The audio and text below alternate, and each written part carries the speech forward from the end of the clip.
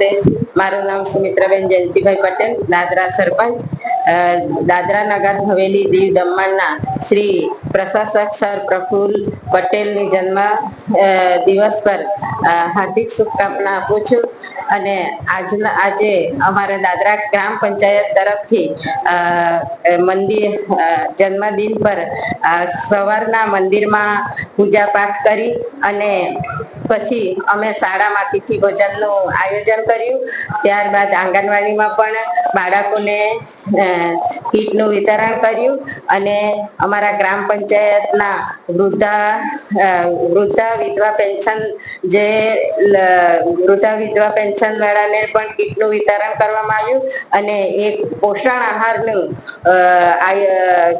કોમ્પિટિશનનું પણ આયોજન કરવામાં આવ્યું.